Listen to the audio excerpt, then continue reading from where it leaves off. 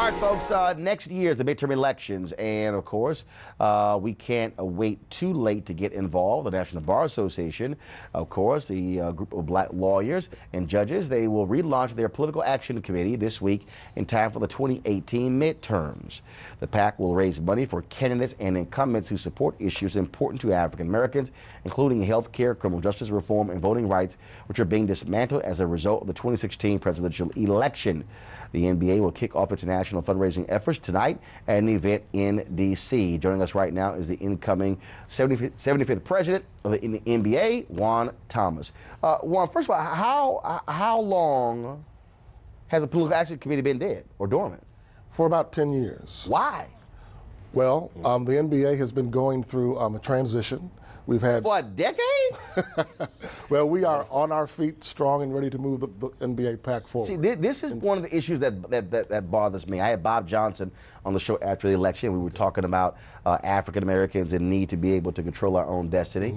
And just for folks to know, I did call his people again to say, yo, when are we going to have this meeting to talk about African Americans creating their own fund to drive black voter get out? I'm waiting to hear back from him on that. So I would advise, and I'm going to keep calling him every month till this meeting actually happens.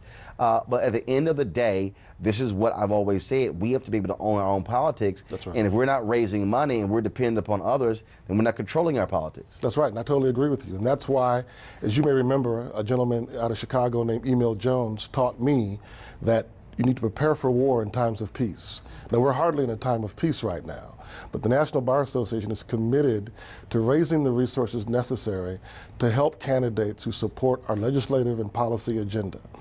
And so we're working very diligently between now and the 2018 midterm elections to do just that. And so tonight, as you mentioned, we're having a launch event. A regular panelist on your show, A. Scott Bolden, has agreed to chair the PAC this year under my administration. So he and I are working collaboratively together with lawyers from across the country to truly make an impact, to find candidates, particularly candidates not only who support our agenda, but who historically don't get the support from the traditional party leaders in the Democrat and the Republican Party. So sisters like Stacey Abrams in Georgia running for governor, Pam Keith running for Congress down in Florida, Andrew Gillum running for Florida governor, here in the Virginia area, Justin Fairfax, running for lieutenant governor.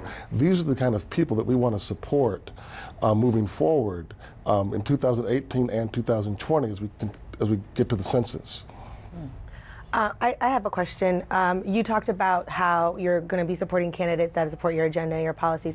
Does the NBA have any pieces on its agenda that are specifically speaking to police violence and how those cases are treated through the court system? Yes, absolutely. We have a very progressive legislative agenda.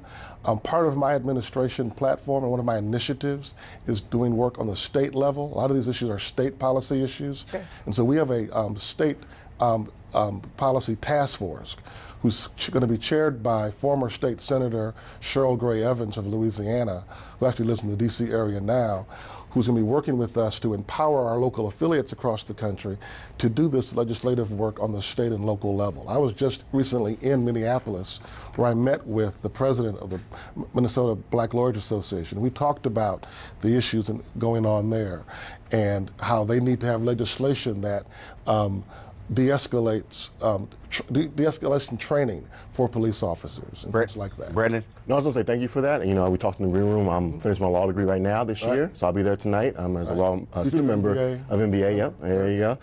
But yeah, just wanted to confirm, and you said again that, sometimes people put in our community politics ahead of the community, and you're saying that either Democrat or Republican, you're looking for people who put the black agenda first. Yeah, we're looking for people that support our policy agenda, Democrats and Republicans. So, for example, we endorsed and supported Republican Senator Tim Scott's body camera bill when it was ending last year, and we want to do that again this coming session. So we're open to supporting policy positions and candidates, regardless of party, who support our agenda.